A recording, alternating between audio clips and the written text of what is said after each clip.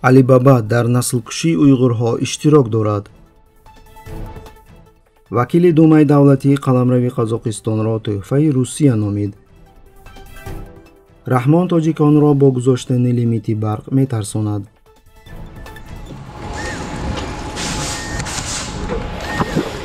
ширкати технологии чини Алибаба дар ҷиноятҳое ки мақомоти истилогари чин алайҳи уйғурҳо содир карданд иштирок дорад. дар васоити ахбори омма маълумоте пайдо шудааст ки хидматҳои ширкати Алибаба дар видео ва аксҳо шинохтани чеҳраи уйғурҳо ва ақалиятҳои дигари этникӣ мусоидат мекунад. дар сомонаи бахши хизматрасонии абрии Алибаба баённомае барои муштариёни корпоративӣ нисбати он ки чӣ гуна таъминоти барномавии ширкат метавонад чеҳраи уйғурро дар платформаҳои расонавӣ шинохта мекунад пайдо гардид. дар ин хусус Ислам Ньюс бо истинод ба Japan Times иттилоъ медиҳад. ҳанӯз маълум нест ки чӣ гуна муштариёни Алибаба ин воситаро барои шинохтани ақалиятҳо истифода карданд. аммо ҳомиёни ҳуқуқ қайд мекунанд ки чунин хусусиятҳои таъминоти барномавӣ имкон медиҳад видео ва аксҳо барои назорати махсус ба хадамоти ҷосусии чин сабт карда шаванд.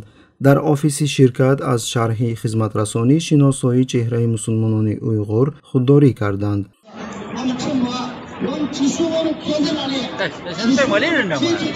ёдрас мекунем ки дар қаламрави забтшудаи Туркистони Шарқӣ мақомоти чин аз нобуд сохтани айнияти уйғурҳои мусулмон даст намекашад.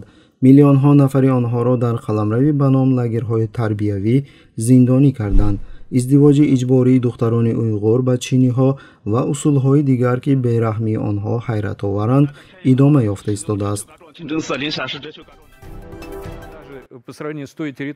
раиси кумитаи думаи давлатӣ оид ба маориф ва илм Вячеслав Никонов зимни намоиши барномаи телевизионии бозии калони шабакаи якум рӯзи 10 декабр гуфт ки қаламрави Қазоқистон тӯҳфаи олие аз ҷониби Русия аст. Казахстана просто не существовало, Северный Казахстан вообще не был заселен, и так далее. Они существовали, да, они существовали гораздо южнее, и, собственно, территория Казахстана – это большой подарок со стороны России, Советского Союза. Там. дар навбати худ вазорати корҳои хориҷии Қазоқистон 12 декабр кордори муваққатии Федератсияи Русия дар Қазоқистон Александр Комаровро дар ин бора даъват намуд. ба дипломати рус нотаи бо мавқеи вазорати корҳои хориҷии Қазоқистон супорида шуд. вакили дигари Русия Евгений Фёдоров аввалин шуда ба нота посух дод.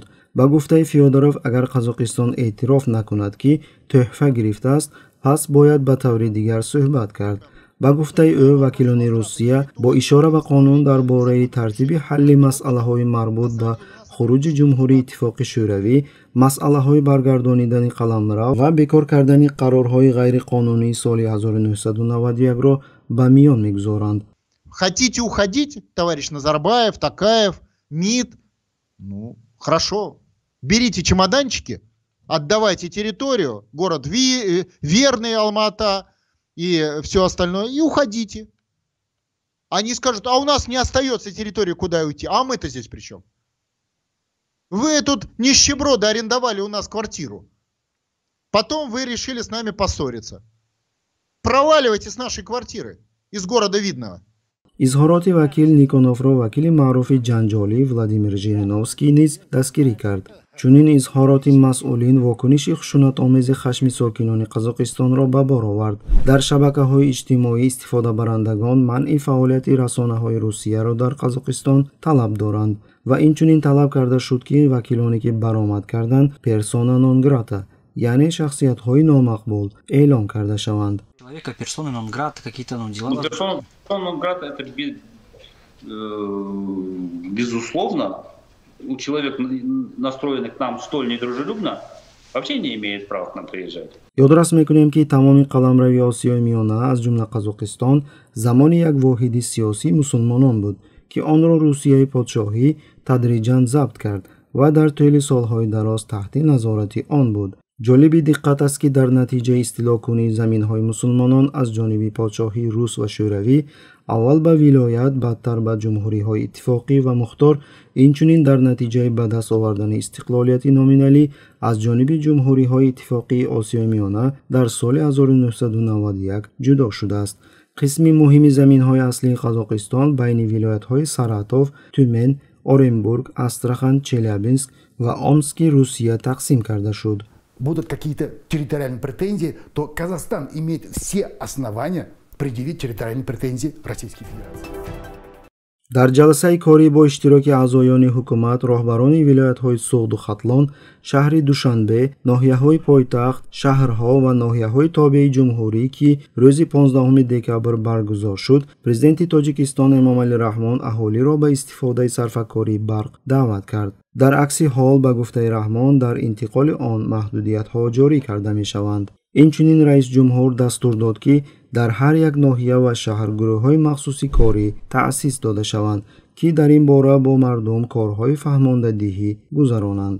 зарурати сарфаи нерӯи барқро қаблан Фирдавс Шарифзода, раиси шаҳри Хуҷанд, дуввумин шаҳри бузурги Тоҷикистон, изҳор карда буд. барои ин ӯ фармон дод ки барои гарм кардан ва пухтупаз дар хонаҳои хусусӣ аз ангишт ва ҳезум истифода баранд. инчунин фармон дод ки чароғҳои кӯчаро хомӯш кунанд ва кори нишонаҳои барқиро барои мағозаҳо ва қаҳвахонаҳо ба танзим дароранд.